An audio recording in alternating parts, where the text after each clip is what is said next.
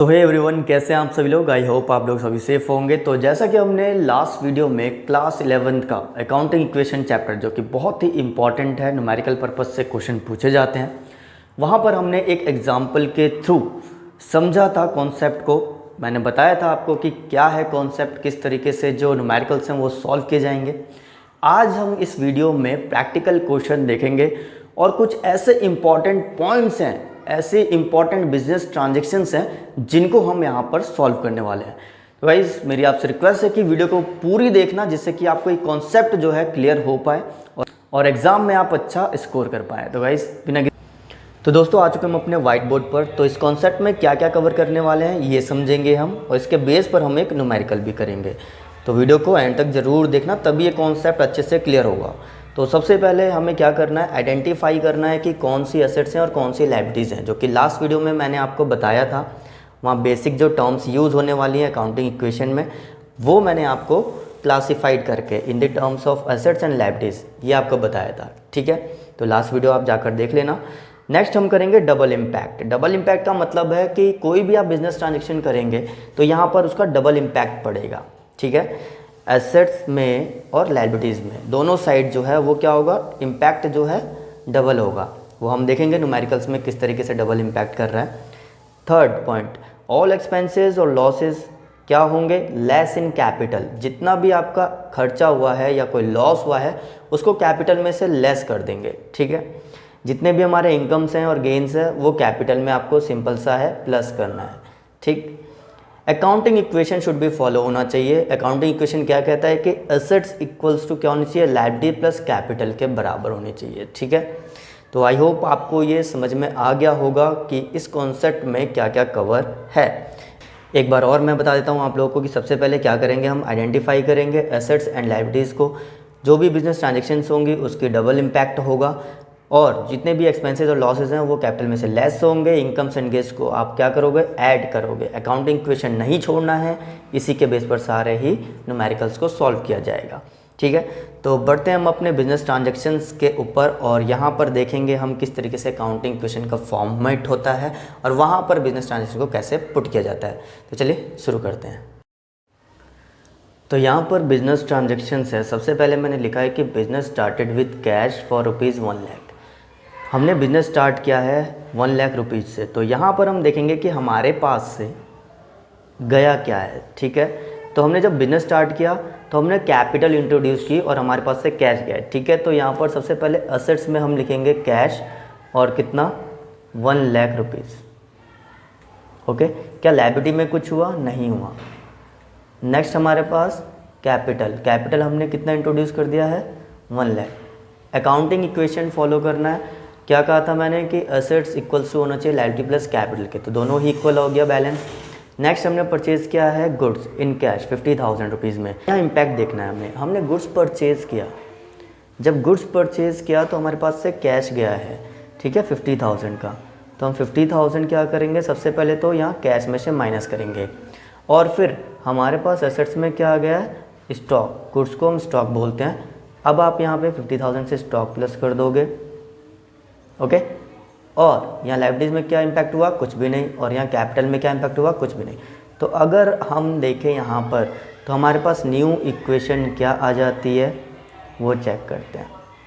New equation 1 lakh में से 50,000 minus कर दोगे आप, 50,000 बच जाएगा, और यहाँ पर स्टॉक आपका 50,000 का है। ओके, लायबिलिटीज़ में कुछ नहीं हुआ, और आपके पास कैपिटल कितने की है, 1 लाख। फिर से आप फॉर्मूला देखोगे क्या कि assets equal to liability plus capital है, दोनों तरफ क्या है, 1 लाख रुपीज़, और यहाँ 50-50 1 लाख। ठीक है, तो इस तरीके से आपको जो है बिजनेस ट्रांजैक्शंस को अकाउंटिंग इक्वेशन के फॉर्मेट में आपको लिखना है। ठीक है, आइडेंटिफाई करना है, जो मैंने कॉन्सेप्ट बताए हैं, जो आपको अच्छे समझाया है उसे फॉलो करना बस।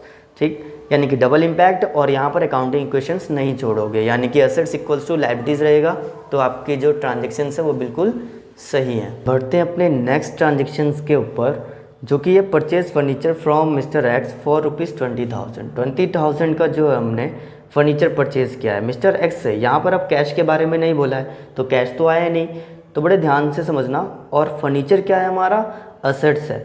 ठीक है, तो फर्नीचर हमारा एसेट्स है, तो यहाँ पर आप स्टॉक के बगल में आप क्या लिख दोगे, फर्नीचर। अभी यहाँ स्पेस नहीं हो रहा है, मैं आपको बता देता हूँ कैसे होगा।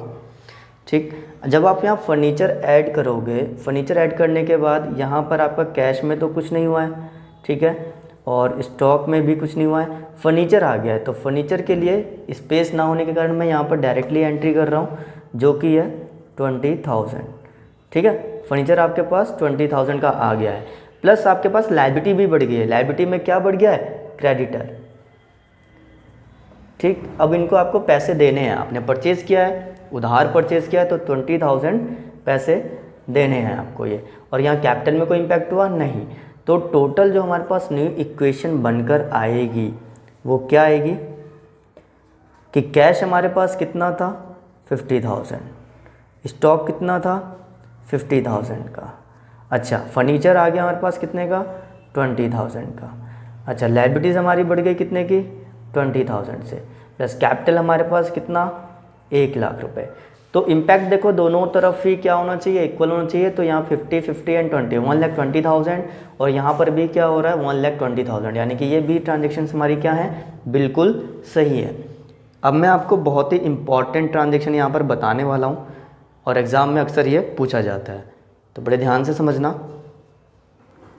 अब देखो नेक्स्ट जो एंट्री है वो यहाँ पर sold goods costing 25,000 for ₹35,000 in cash.